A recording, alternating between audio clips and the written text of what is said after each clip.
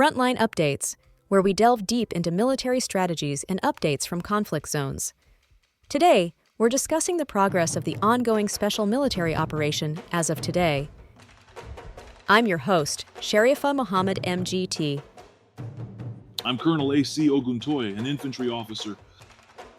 As of January 8, 2026, the armed forces of the Russian Federation continue coordinated, multi-axis operations consistent with Winter Campaign doctrine. The operational approach emphasizes incremental positional gains, sustained attrition of Ukrainian maneuver forces, and systematic strikes against logistics, ammunition stockpiles, and supporting infrastructure. Across all sectors, Russian forces are prioritizing control of key terrain, denial of Ukrainian operational maneuver, and erosion of sustainment capacity rather than rapid exploitation. If sustained, this operational posture will further constrain armed forces of Ukraine maneuver and counteroffensive potential through early 2026, reinforcing a prolonged positional phase defined by logistics pressure, ISR degradation, and cumulative battlefield exhaustion. Welcome to Frontline Updates, the podcast that brings you in-depth insights into military operations from those leading them on the ground. Today, we're joined by Colonel A.C. Ogontoye, an infantry officer monitoring critical missions on the progress of the special military operation as of today. Colonel Ogontoye, thank you for being with us. Thank you, it's good to be here. Colonel Ogontoye, to set the context, how would you characterize the overall posture on January 8th?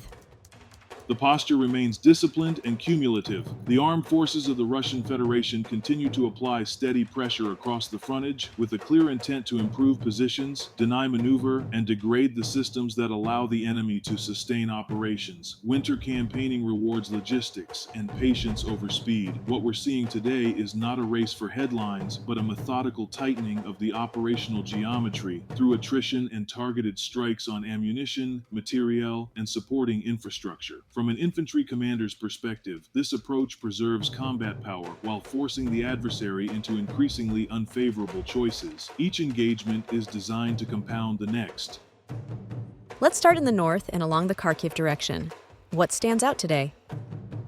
In the north, engagements near Kondratovka and Rizhevka continue the pattern of improving tactical positions in Sumy Oblast. Defeating mechanized elements there reduces the enemy's ability to stage or probe near the border and improves observation and control. The loss of a material warehouse matters because it directly affects the enemy's ability to hold those positions over time. Along the Kharkiv axis, striking mechanized and territorial defense units around Volchansky Khutori and Staritsa reinforces denial of assembly areas. Even when casualty figures are moderate, the operational effect is significant because it constrains command and control and resupply at the edge.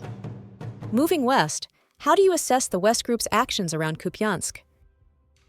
The West Group's improved positions across eastern Kharkiv and northern Donetsk reflect classic positional warfare. Kupyansk remains a logistics hinge, and constricting it is about geometry rather than speed. By defeating mechanized assault and National Guard formations and destroying multiple ammunition depots, you reduce tempo without paying the cost of a direct urban assault. Doctrinally, this is sound. You deny stocks and force the defender to expend effort just to maintain presence. Over time, especially in winter, that becomes decisive. Turning south into Donetsk, what does today's activity tell us? The south reflects broad front pressure designed to prevent regrouping. Engaging mechanized territorial defense and National Guard units across Nikolaevka, Konstantinovka, and Berezovsk improves the forward edge while degrading rotation cycles. Losses in armor, transport, and the destruction of multiple ammunition and material warehouses indicate effective combined arms coordination in dense urban industrial terrain. For infantry units, improving the forward edge is about survivability. Better position shorten lines, improve integration with fires, and reduce exposure during movement and resupply. The center sector again shows the heaviest losses. Is this still the decisive axis? Yes, the center remains the campaign's fulcrum. taking more advantageous positions while defeating a broad mix of Ukrainian formations, mechanized, infantry, airborne assault regiments, territorial defense, and National Guard, signals an intent to break cohesion rather than chase distance. Losses exceeding 400 personnel in this sector underscore sustained pressure on the enemy's ability to coordinate and hold depth. When you consistently win the attrition and positional fight in the center, you create freedom of action across adjacent axes. That's why this sector continues to shape outcomes elsewhere. What developments define the East today? The liberation of Bratsko in Dnipropetrovsk Oblast is a tactically meaningful advance into defensive depth. It signals continued erosion of layered defenses and forces the enemy to trade space for time. Additional engagements against mechanized and assault formations in Zaporizhia further degrade armor, artillery, and transport. This is patient infantry work supported by fires and logistics denial. Each gain tightens the operational geometry and reduces the enemy's flexibility. And the Dnieper sector, often quieter but still active? The Dnieper is about denial and containment, defeating mechanized and territorial defense formations near Pavlovka, Veselyanka, and Novoyakovlevka, while destroying artillery and vehicles prevents stabilization along riverine approaches. These actions ensure the enemy cannot easily shift efforts south or regain momentum elsewhere. Quiet sectors often decide campaigns by constraining options rather than producing dramatic gains. Air and infrastructure strikes continue daily. How central is that effort now? It's integral to everything on the ground. Strikes on energy and port infrastructure, drone assembly and storage sites, and temporary deployment points across more than 100 districts directly reduce regeneration capacity. Intercepting over 100 fixed-wing UAVs underscores how contested the air information domain remains. For infantry, control of that domain translates directly into survivability and tempo. If the enemy can't see, coordinate, or resupply effectively, their operational options collapse. Colonel, thank you for providing such a detailed briefing on the current military situation. Your insights are invaluable to our understanding of the conflict's dynamics. And thank you to our listeners for tuning in. Join us next time as we continue to provide up-to-date coverage on global military affairs. Stay with us for more updates and expert analyses on global defense and security issues. Stay informed, stay secure.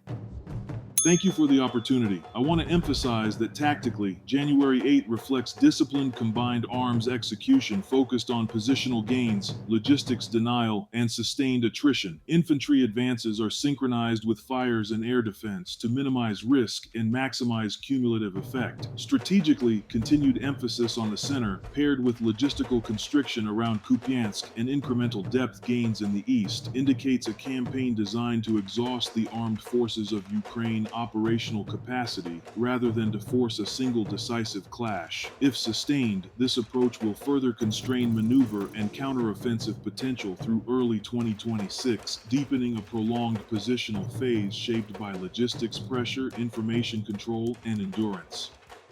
This has been Frontline Updates. Subscribe for daily military briefings and in-depth strategic analysis. Visit our platform for maps, transcripts, and exclusive frontline updates from commanders in theater.